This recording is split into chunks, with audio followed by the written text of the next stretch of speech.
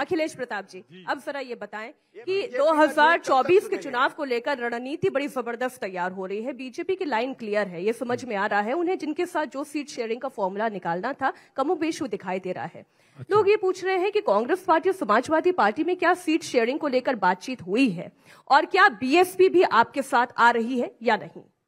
देखिए, आपने अभी कहा कि बीजेपी का जिसके साथ आना है उसकी सीट शेयरिंग कमोबेश दिखाई दे रहा है। पब्लिक में तो नहीं कुछ आया कि 38 दलों की बैठक हो चुकी, आपको बताया होगा, क्योंकि तभी आप कह रही हैं।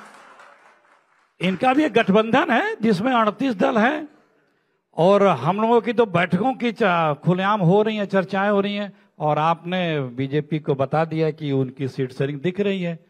तो हमें या पब्लिक को तो नहीं दिख रही है, आपको दिखी होगी तो हम उसे स्वीकारते भी हैं। ठीक है, हम लोग मिलकर बताएंगे, लेकिन आपकी पार्टी की आपने चूंकि आपने कहा कि बीजेपी की सीट शेयरिंग तो दिख रही है, लेकिन अखिलेश जी दिखाई दे रही है। क्लियरिटी है वो, क्योंकि लग रहा है 38 दलों की बैठक हो चुकी है। बीएसपी को ऐसा लग रहा है कि बातचीत करने की कोशिश हो रही है। अखिलेश यादव बीएसपी को लेकर बयान देते हैं कि मायावती लगता है किसी के दबाव में है।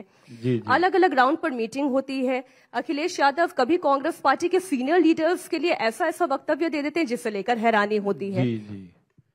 देखिए, अभी एक भी बीजेपी की बैठक नहीं हुई एनडीए की और आपको क्लियरिटी दिखने लगी है, तो अब उसके ऊपर तो मैं कुछ नहीं कहूंगा। हमारे यहाँ लोकतंत्र है और हर दल अपने एक विचारधारा को लेके है। एक देश के हित के नाते हम सब लोग एक साथ हो रहे हैं, तो सबको कुछ न कुछ अपना स्पेस छोड़ना है।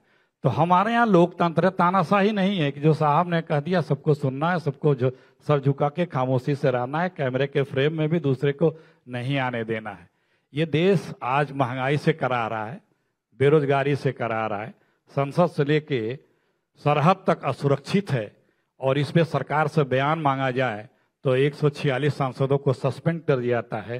कोई भी आवाज उठाए यदि सरकार से असहमत है, मत भिन्न है, विरुद्ध है, चाहे वो पत्रकार हो, चाहे साहित्यकार हो, चाहे कवि हो, लेखक हो, नौजवान हो, महिला हो, किसान हो, उनको तुरंत राष्ट्रद्रोही, विद्रोही, नक्सल, आतंकी सबसे तगमा दे दिया जाता है।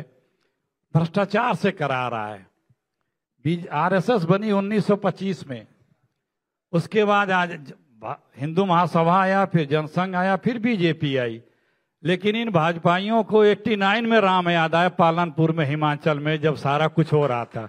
उसके पहले राम इनको नहीं कभी याद आते थे, और उसके बाद राम याद आए जब ताला खुल चुका था, सब चीज आगे बढ़ चुकी थी, काम हुआ। तो ये इनके राम राजनैतिक राम है। इनकी सीएजी बता रही है कि राम मंदिर घोटाले में इन लोगों ने बड़ा भारी भारी घोटाला किया। इन्हीं की सीएजी ने बताया, उस अधिकारी को हालांकि हटा दिया गया। इन्हीं की सीएजी ने बताया है कि जो आयुष योजना है, 10 लाख लोगों ने, ये 2 ही मोबाइल नंबर से 10 लाख लोगों ने 5 लाख रुपए विड्रॉ कर लिए हैं। लेकिन कुछ नहीं, कितने लाख करोड़ हुआ? 5 लाख पर व्यक्ति के हिसाब से 10 लाख का 18 करोड़ जो सड़क की रेट था वो 250 करोड़ में पेमेंट हुआ।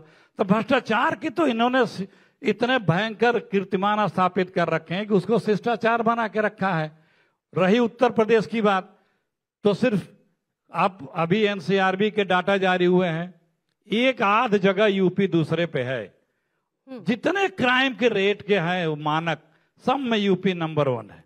यूपी नंबर 1, टोटल क्राइम में नंबर 1, जो हीनियस क्राइम में नंबर 1, हत्या में नंबर 1, 304 में नंबर 1, अपहरण में नंबर 1, पास्को एक्ट में नंबर 1, महिला अपराध में नंबर 1, जितने भी क्राइम है उसको सुशोभित कर रहे हैं, नंबर 1 स्थान बनाए हुए हैं। अभी जो 2022 का आया, तो जनता देख रही है। हमारे आदरणीय प्रधानमंत्री जी, 10 सेकंड और बड़ी बात कहने जा रहा हूं। हमारे आदरणीय प्रधानमंत्री जी 3 साल इस बात पे गुजार दिए कि 2000 जब हमारे देश का आजादी का 75वां अमृत काल बनेगा, तो हमारी इच्छा है कि हर घर, हर व्यक्ति के पास एक पक्का घर होगा, उसमें एक नल होगा, उसमें एक बिजली होगी, एलईडी लाइट होगी, हम बुलेट ट्रेन से चलते रहेंगे, किसानों की आय दुगुनी होगी, हर व्यक्ति के पास रोजगार होगा। ये बकायदा प्रेस कॉन्फ्रेंस करके जेटली जी नीति आयोग ने बनाया था, मोदी जी के तमाम वीडियो आपके पास भी हैं। अब जवाब ले, कुछ भी नहीं हुआ, सिर्फ रोजाना नए सगुफे देना,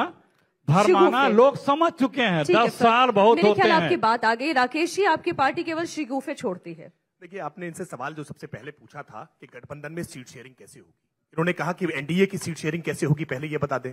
भारतीय जनता पार्टी के किसी भी अलायंस पार्टनर ने कहीं पर सीट को लेकर के कोई सवाल नहीं उठाया है, लेकिन मध्य प्रदेश की विधानसभा के चुनाव में ये अखिलेश जी की पार्टी इन अखिलेश जी की पार्टी को रात भर बिठाए रखा था। वो अखिलेश जी बता रहे थे कि रात को 1 बजे तक बिठाए रखा, कहा था 6 सीटें देंगे, दिया एक भी नहीं।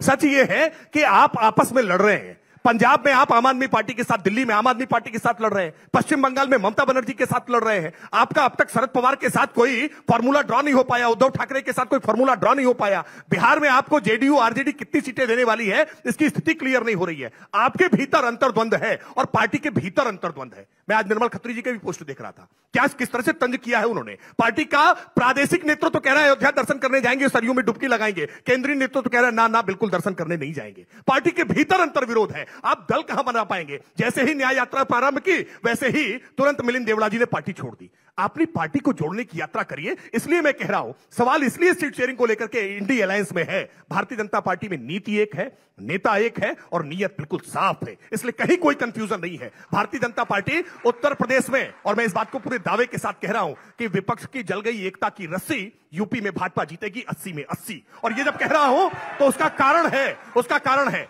देखिए, 2014 के चुनाव में समाजवादी पार्टी 5 सीटें जीतकर आई थी मारुति कार में बैठने लायक। 2019 के चुनाव में 3 सीटें हो गई रिक्शा पर बैठने लायक, और 2024 में साइकिल के कैरियर पर कोई बैठने लायक बचेगा कि नहीं बचेगा, यह समझना मुश्किल होगा। उत्तर प्रदेश में समाजवादी पार्टी की आज ये हालत हो गई है। और अब नंबर वन कई सारा गिना रहे थे अखिलेश प्रताप सिंह जी, यूपी में नंबर 1, यूपी में नंबर 1। मुझे याद आ गया, यूपी में केवल एक ही नंबर 1 ही है, केवल सोनिया जी अकेली सांसद हैं, एक ही सांसद बची हैं उस रायबरेली से अकेले। और विश्वास रखिए, इस बार वो नंबर 1 भी चला जाएगा। हम बिल्कुल 0 करने का काम करेंगे। उत्तर प्रदेश में रायबरेली में भी कमल का फूल खिलाने का काम करेंगे। और ये मोदी जी के प्रति लोगों का विश्वास है कि मोदी है तो मुमकिन है। ठीक है।